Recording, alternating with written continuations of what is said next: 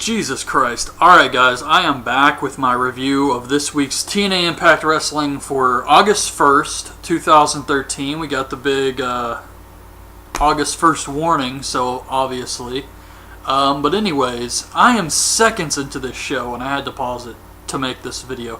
Taz is trying to get inside the building. He can't get in because Atlas Security is there. So he gets pissed off, he turns his hat around backwards. And he's like, you know what, you guys, Tony from Atlas, I'm going to have you guys fired. You're going to be working at a pizzeria in Brooklyn somewhere. I'm going to make a phone call. I guess he's calling Joey Numbers. And blah, blah, blah. Why is this guy still employed by TNA Wrestling?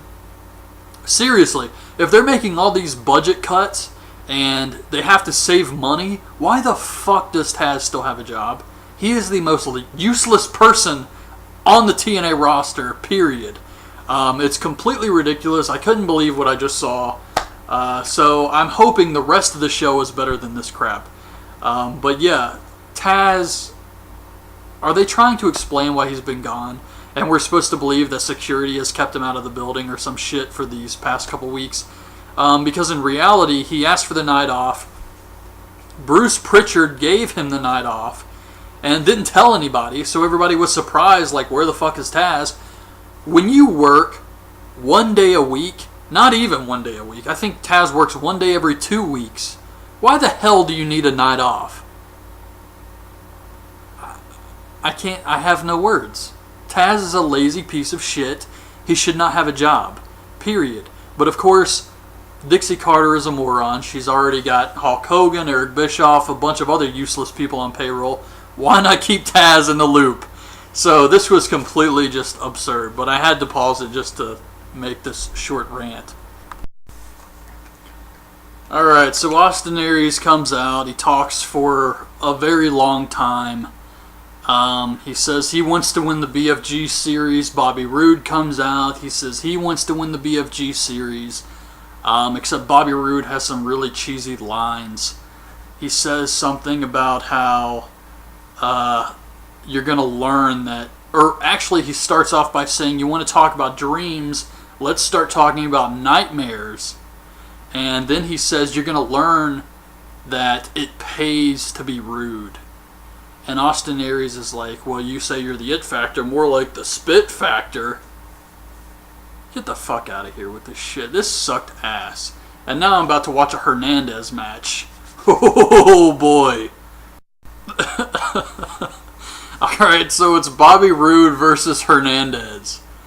And they have a match, I guess. I don't really care about this. But Bobby Roode gets frustrated and starts throwing a bunch of chairs into the ring.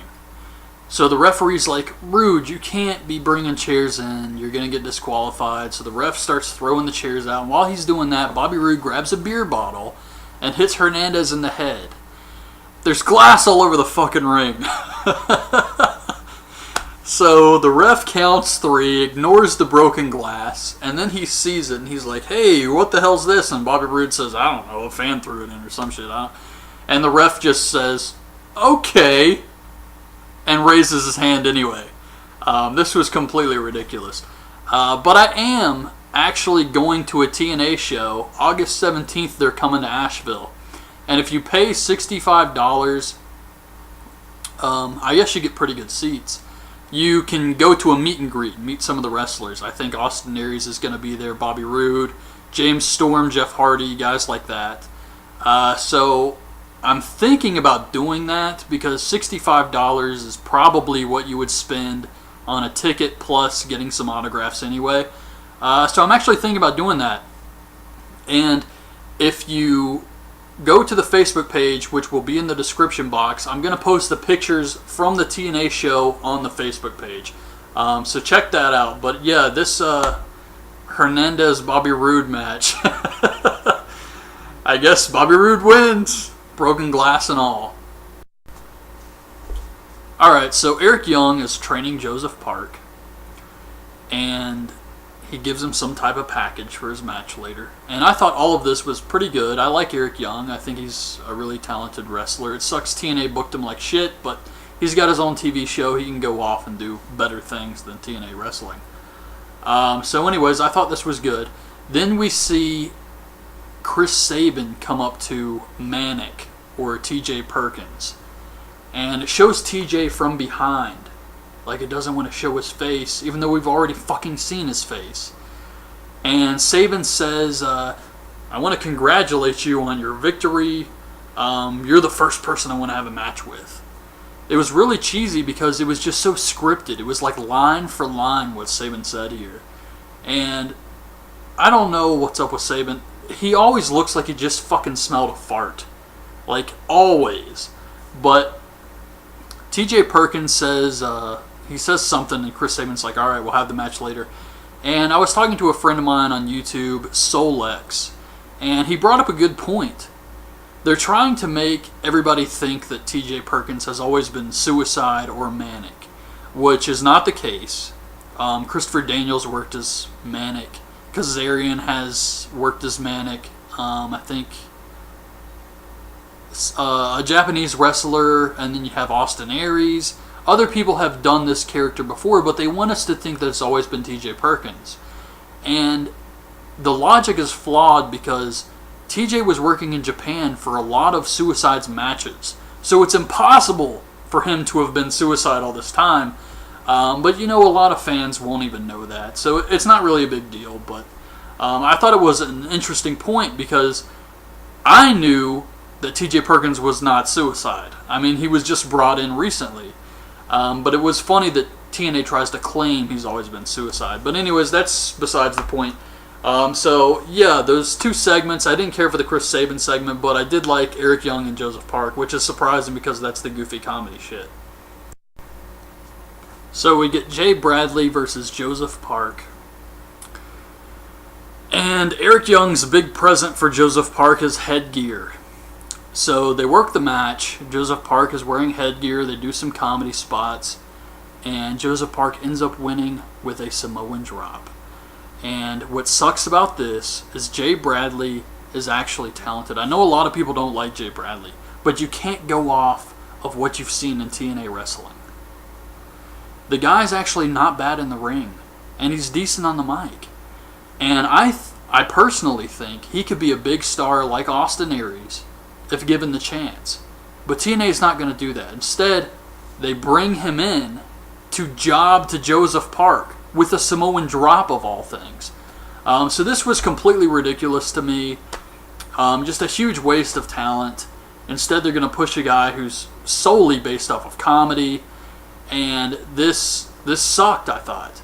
But yeah, I really think Jay Bradley could be a huge star for TNA Wrestling if given the chance. And then they show this video with Rampage Jackson about saving wrestling, which I'm definitely behind. I've said before in some of my videos that I think it really sucks they're trying to take wrestling out of the Olympics. They have so many other just bullshit sports they could take out, but they're going for wrestling, which I think is one of the purest sports out there. I mean, it's just two guys going at it. It's based on weight, and it's got to be one of the earliest sports ever in the Olympics.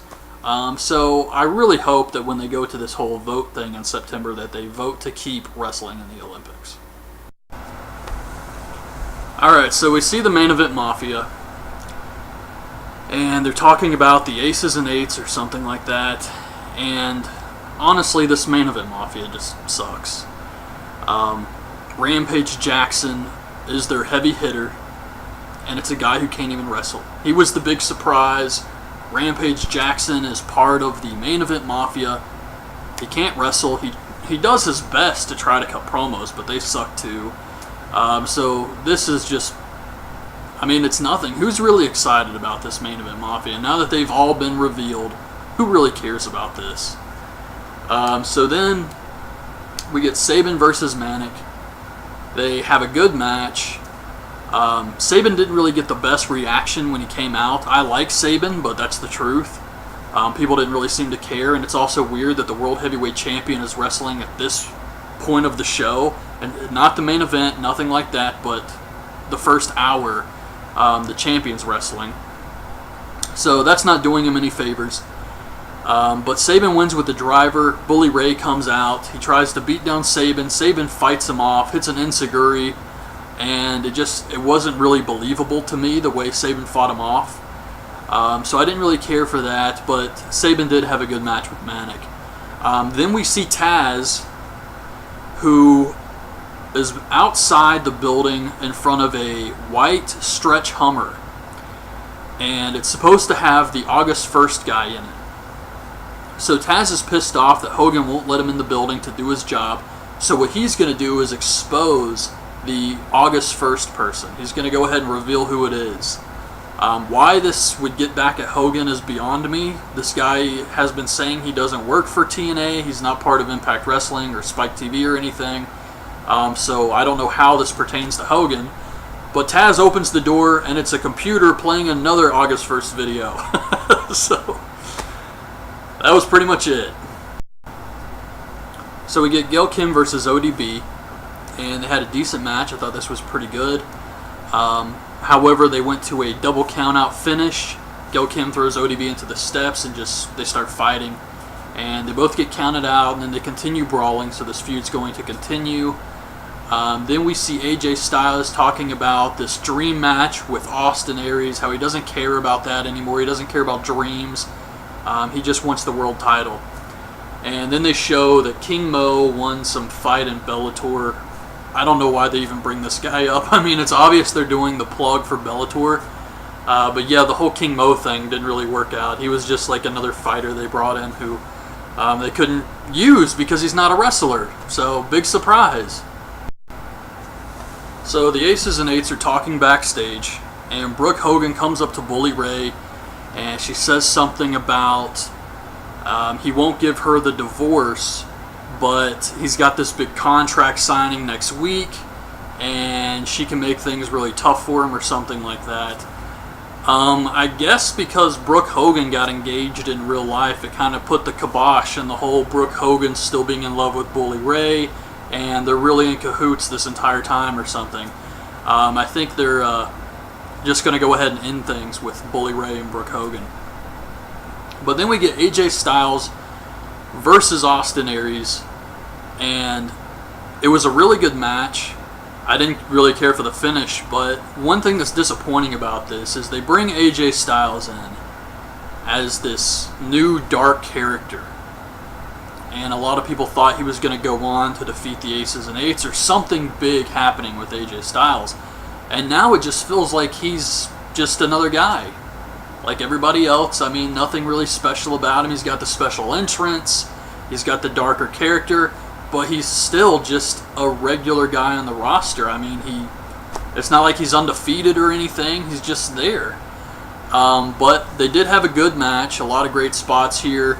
Aries backdrops AJ Styles off the ramp onto the floor.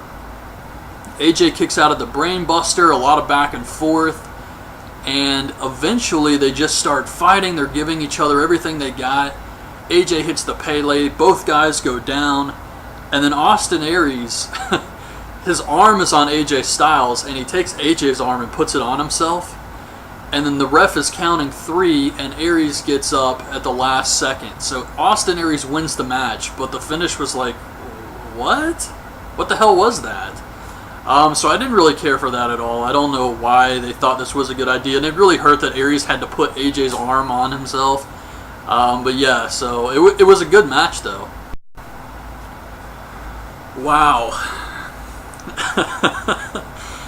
So the Main Event Mafia comes out, and they have an offer for the Aces and Eights, an offer they can't refuse.